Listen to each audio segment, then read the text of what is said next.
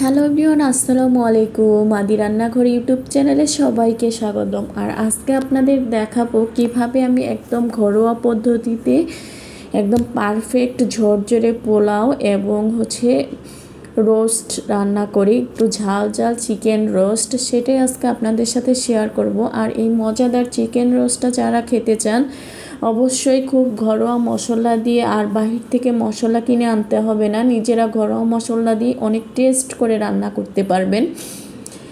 এইভাবে ঝাল ঝাল চিকেন রোস্টটা পোলাওয়ের সাথে বেশ জমে, আর যেহেতু একদম বোনা বোনা একটু, সেটা আরও খেতে ভালো লাগে।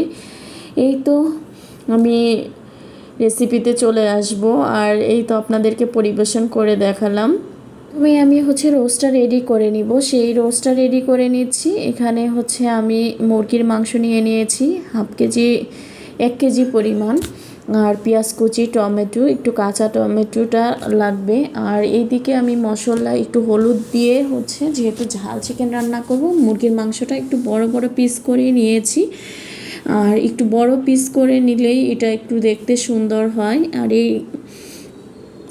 এই তো আমি মাংসটাকে একদম ডুবো তেলে ভেজে নিচ্ছি। একদম এত মচমচেও না, একদম আমি 50% ভেজে নিব, যাতে আমার মাংসের উপরের অংশটা একটু মচমচে হয় এবং ভিতরেরটা একটু সফটনেস থাকে। এইভাবেই আমি রান্নাটা করে নিব। আর মাংসটা আমি ভালোভাবে ভেজে নিচ্ছি। তারপরে আমি চলে আসব মশলা রেডি করতে। এখনও যারা আদি রান্নাঘর ইউটিউব চ্যানেলটি সাবস্ক্রাইব করে নেয় তারা সাবস্ক্রাইব করে দিবেন। এই তো আমি এলাচ, দারচিনি সব কিছু নিয়ে নিয়েছি। আদা রসুন বাটা নিয়ে নিয়েছি 2 টেবিল চামচ পরিমাণ, যেহেতু আমার অল্পই চিকেন তো। আর এই তো দিয়ে দিলাম হলুদ গুঁড়া, মরিচ গুঁড়া 1 টেবিল চামচ করে দিয়েছি। আর দিয়ে দিলাম জিরা গুঁড়া, ধনিয়া গুঁড়া, একটু গরম মশলার গুঁড়া অ্যাড করে নিয়েছি। আর লবণটা আমি ভিডিও সময় দেওয়া হয়নি, পরে ঠিকই আমি লবণটা দিয়ে নিয়েছি। হাফ টেবিল চামচ লবণটা স্বাদ বুঝে দেওয়া হবে। এই দিকে আমি সব মশলা রেডি করে নিয়েছি। এইদিকে পেঁয়াজও ভেজে নিয়েছি। এই দিকে আমার পোলাওয়ের জন্য একদম গাজরটা কুচি করে নিয়েছি। পোলাওটা রান্না করতেছি আমি রাইস কুকারে, কারণ রাইস কুকার পোলাওটা যখন আমার 70% হয়ে যাবে, ঠিক তখনই পানিটা হালকা শুকিয়ে আসবে, তখনই আমি দিয়ে দিব গাজর। যদি গাজরের পারফেক্ট কালার পেতে চান অবশ্যই গাজরটা একটু পরেই দিতে হবে। আর এই তো গাজরটা দিয়ে আমি একটু নাড়াচাড়া, দেখেই বুঝতে পারতেছেন কতটা পানি আছে। এখন আমার আর 2 থেকে 3 মিনিট সময় লাগবে, তারপরে একদম ভাপে যে আঁচের সাহায্যে যেটা হয়ে যাবে সেটাই। এই তো দেখেন একদম পারফেক্ট হয়ে গেছে।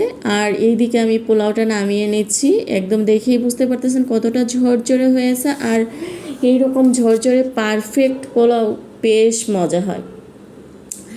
আর এই পোলাওটা আমি অনেকে চাইলে দুধ দিয়েও রান্না করতে পারেন, কারণ আমি গাজর দিয়েছি বলে আমি এইভাবেই রান্না করেছি। আর এইদিকে আমার মুরগির মাংসটাও রেডি হয়ে গেছে, কারণ যে ঝাল চিকেন রোস্টটা দেখেই বোঝা যাচ্ছে কালারটা কত জোস আসছে। আর এত মজাদার এই চিকেন রোস্টটা খেতে যে কত ভালো লাগে পোলাওয়ের সাথে। কে কে এইভাবে রান্না করে থাকেন অবশ্যই আমার কমেন্ট বক্সে জানাবেন। এখনও যারা আদি রান্নাঘর ফেসবুক পেজটা ফলো করেন না তারা ফলো করে দিবেন অবশ্যই। আর এইদিকে আমি একটু শসা গাজর কেটে নিয়েছি একটু পরিবেশনের জন্য। আর এটা শসা গাজর একসাথে দিলে খেতেও ভালো লাগে। কেউ চাইলে স্কিপ করতে পারেন, যার যার পছন্দ অনুযায়ী খাবারটা পরিবেশন করতে পারেন। আর এইভাবেই আমি ঝটপট রান্না করে নেই।